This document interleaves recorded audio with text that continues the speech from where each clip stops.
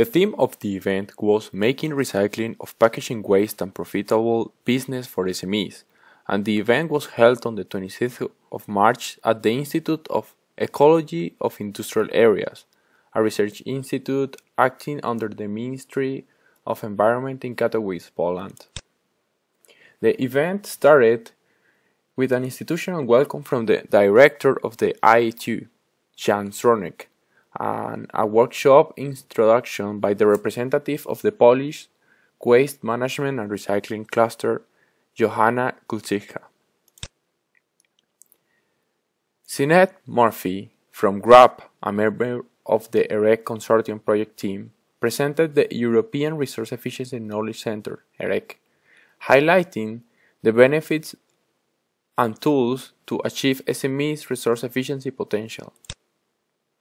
Since 2012, a group of SMEs business support organizations across Europe with a common vision to foster RE improvements in SMEs have been meeting regularly.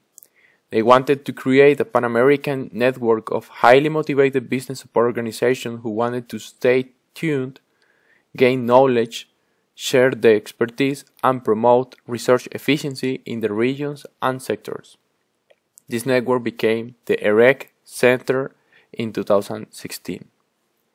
The mission of EREK is to become a reference point to SMEs and resource efficiency support intermediaries on, first, the latest developments and practices, and second, to raise awareness among SMEs on the saving potential to switching to more resource-efficient business models. CNET presented the resources available to business support intermediaries and SMEs through EREK, including a self-assessment tool or SAT, a database with case studies showing measures, good practices and technologies, a collection of support programs, and a database of organizations that can help support companies with research efficiency.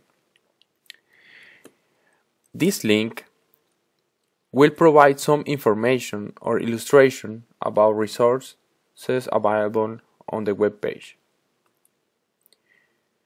For the session 1, Maya Descres-Dulu, Policy Officer at DG Environment at the European Commission, presented the European landscape of policies and trends in the management of packaging waste. She highlighted the role of consumers, waste operators, and public authorities in ensuring proper separate collection and high-quality recycling. She also stressed the key role of business sector in making packaging more circular. The following slides set out some of the legislatory and policy updates discussed by Maya.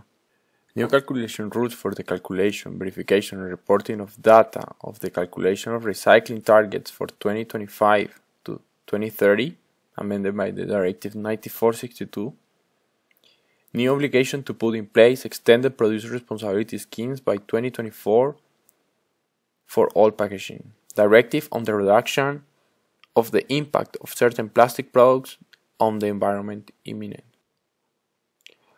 Paolo Confora, Circular Economy and Industrial Leadership Unit Joint Research Center at the European Commission, talked about bridging the gap between targets, aims and implementation on the ground. Paolo discussed the work of the Joint Research Center identifying best environmental management practices, those techniques, for example, measures or actions that allow organizations to minimize their impact on the environment. They have produced guidance documents with best environmental management practices called sectoral reference documents for 11 sectors. Paolo also introduced the Green Best Practice Community Tool. The tool provides a knowledge platform that allows organizations to find relevant best practices that can help make organizations greener, to share experience and showcase achievements, and to allow organizations to work with other experts and practitioners at identifying further best practices. Paolo gave a demonstration of the tool for the waste management sector. He presented several practices from the Green Best Practice Community for the Municipal Waste Management Platform. These included specific technologies, measures, and actions whose technical feasibility and economic viability have been demonstrated. Arcadius Primus, InvestEco, conducted a moderated discussion on the key drivers and obstacles for the market of packaging waste secondary raw materials in the EU and European Commission, and their impact on the performance of SMEs along the value chain. He shared his experience in terms of recycling of plastics, stressing that changes in the sector are clearly visible. To cope with the new demanding requirements and changing legislation, many SMEs will either stop their operation or invest a lot more money into recycling. Session 2. Hanna Sakowska, Packaging Research Institute, presented the role of extended producer responsibility in improving the efficiency of packaging waste recycling. She said that raising the recycling levels in the years 2025 to 2030 will increase the cost of the extended producer's responsibility. Manufacturers and users of some disposable polymer packaging will have to be prepared for certain constraints related to the plant regulations. Herzi Xiaga from the National Chamber of Packaging Recovery and Recycling discussed the operations of the packaging waste recycling system in Poland and set out the needs and challenges for improvements. He presented the model of the individual responsibility in the packaging waste economy. Joanna Kulczycka of the Waste Management and Recycling Cluster conducted a moderated discussion on the identification of the ways to improve the productivity of the waste management system towards better recovery and quality of the secondary raw materials. Third session, Konrad Romek from Ecotech System presented a solution for optimizing collection methods, motivating collection system. He presented Motivational Waste Economy System, a novel solution based on ICT for the optimization of the collection methods, aiming at increasing the amount of clean and segregated packaging waste delivered directly to the recycling industry. Paweł Buta from Key & Key presented the solution for reduction energy efficiency of plastic sorting. He presented efficiency lines for recycling of plastics and the production of machines for recycling of plastics by K&K Recycling. Isabella Radman conducted the conclusion session in the form of a moderated discussion on the knowledge and good practices needed by SMEs involved in recycling of packaging waste to improve their efficiency, cost effectiveness, and technical capabilities while reducing the use of resources. Participants agreed that series of actions need to happen for resource efficiency to become more profitable to SMEs. These ones were the conclusions.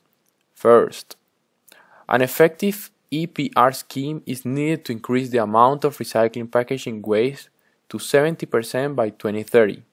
This should include modulated fees for producers and should take into account circular packaging design criteria based on the performance of the packaging life cycle. Second, the current extended producer responsibility scheme is insufficient to cover the real cost of packaging waste collection and treatment. The recycling fees must be much higher, as they are now amongst the lowest in Europe. Third, best environmental management practices were presented, including the pay-as-you-throw scheme, which waste producers pay fees according to the amount of mixed waste delivered to the waste management system. Fourth, in order to achieve higher recovery and recycling rates of packaging waste, better selective separation collection process needs to be done. This improvement will require significant investment, which should be ensured by the properly functioning extended producer responsibility scheme. Fifth and final, motivational wage economy system was proposed as a solution for optimizing the collection method, aimed at increasing the amount of clean and segregated packaging waste delivered directly to the recycling industry, as well as providing residents with an innovative, motivational, and pro-ecological way of segregating waste at resource, changing behaviors and habits.